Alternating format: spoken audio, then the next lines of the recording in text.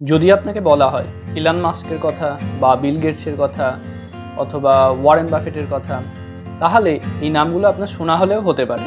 কিন্তু আজকে আমরা যাকে নিয়ে কথা বলবো তার নাম আপনারা শুনেছেন কি না বলাটা একটু মুশকিল। ইনি হচ্ছেন বার্নার্ড আর্নল্ড। ইনি যে খুব খবরের শিরোনামে আছেন তা নয়, ওনার পার্সোনাল লাইফ তিনি পার্সোনাল রাখাই পছন্দ করেন। আজকে আমাদের আলোচনা তাকে নিয়েই। বিখ্যাত পোশাক নির্মাতা সংস্থা লুই ভুটোর প্রতিষ্ঠাতা এই ৭৪ বছর বয়সী বার্নার্ড আর্নল্ড। ফোর্বসের তথ্য অনুযায়ী তিনি বর্তমানে বিশ্বের ধনী ব্যক্তি, যার সম্পত্তির পরিমাণ 207.6 বিলিয়ন মার্কিন ডলার।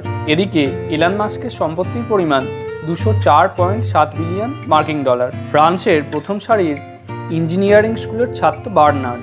পেশাগত জীবনের শুরুতে তিনি তার বাবার ব্যবসাতে দায়িত্ব সামলান।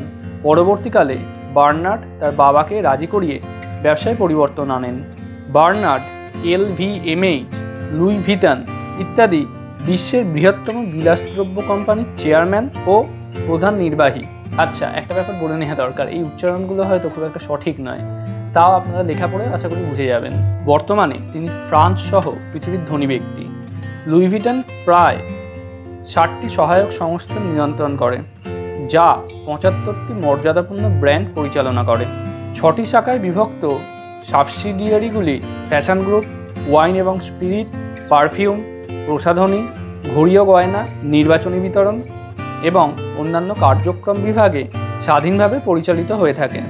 এই ব্র্যান্ডগুলির মধ্যে প্রাচীনতম ব্র্যান্ডটা হচ্ছে ওয়াইন প্রযোজক স্যাটিউ ডি ইকুয়েম, যার উৎপত্তি 1593 সালে।